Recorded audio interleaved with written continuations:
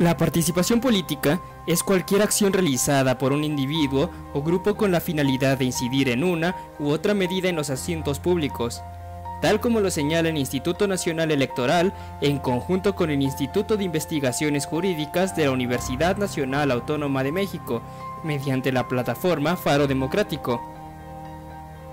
Las acciones de participación política son de carácter voluntario y se dirigen hacia la elección de representantes o gobernantes, siempre con la pretensión de incidir en el sistema político.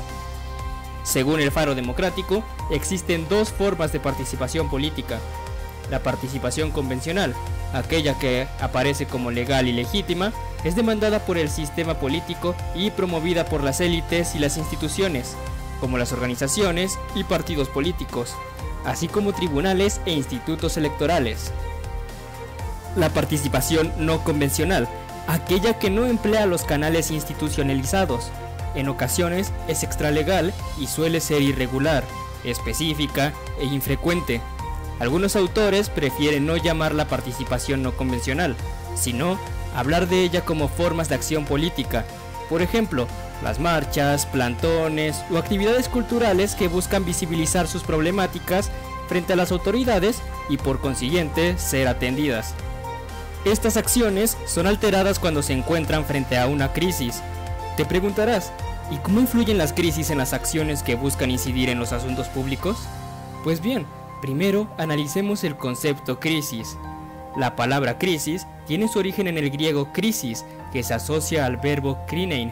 Retomando su raíz, krei significa elegir, complementado con el sufijo sis, que refiere a la terminología médica para señalar una situación de afectación o situación problemática.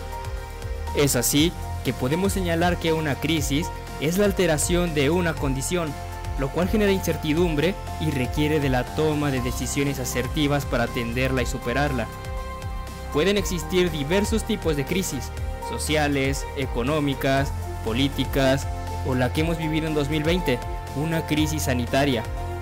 De acuerdo con la Organización Mundial de la Salud, se ha determinado llamar a esta última como emergencia de salud pública de interés internacional. Dicha emergencia ha generado un conjunto de crisis como la económica y la financiera, aunado a las crisis de representación política que se ha ido acrecentando en los últimos años por todo el mundo. El distanciamiento social, producto de la emergencia sanitaria, tiene la finalidad de frenar la propagación del COVID-19. Esto significa establecer una distancia física entre las personas, lo cual impacta directamente en las formas de participación y comunicación política. Las nuevas tecnologías y los dispositivos electrónicos de comunicación se han convertido en el paradigma actual. Las plataformas virtuales han tomado una gran relevancia. El trabajo desde casa, la educación, las reuniones, la compra y venta de productos, alimentos y servicios han sido algunas de las modificaciones que ha tenido nuestra vida. Y es que una crisis es un cambio no establecido, pero que trae consigo nuevas oportunidades. Debemos entender los procesos electorales en dos sentidos: el proceso administrativo de la votación, es decir, el proceso que realizan los institutos electorales para la organización de la elección, desde la fiscalización de los recursos y hasta la emisión del voto. El proceso de comunicación política en campaña, es decir, todas aquellas acciones que los institutos políticos, las y los candidatos utilizan para persuadir al electorado y con ello obtener el voto. Ambos procesos serán impactados por esta crisis sanitaria.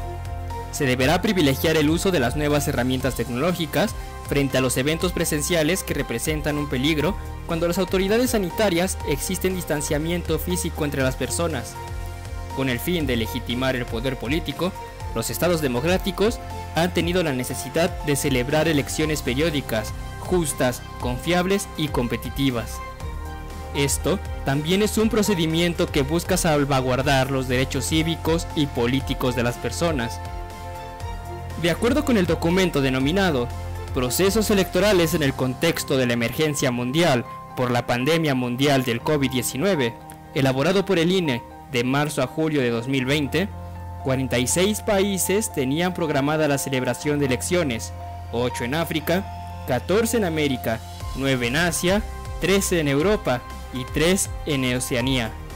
En su mayoría, estos procedimientos fueron pospuestos. Es así que en 2020, un poco más de 71 estados han decidido celebrar elecciones, ya sean nacionales o subnacionales. Entre estos países se encuentran Rusia, Estados Unidos y México. Como hemos visto, la emergencia sanitaria por el COVID-19 ha sido la detonadora de múltiples crisis, las cuales son una ruptura con lo que se encontraba establecido. Esto significa un reto que podrá ser superado, o no, con base en las decisiones que se tomen. Respecto de la participación política, los estados deben generar mecanismos que permitan procesos confiables, que permitan la elección de representantes y gobiernos, y con ello, la transición de poderes, considerando esta idea como una parte fundamental de las democracias contemporáneas.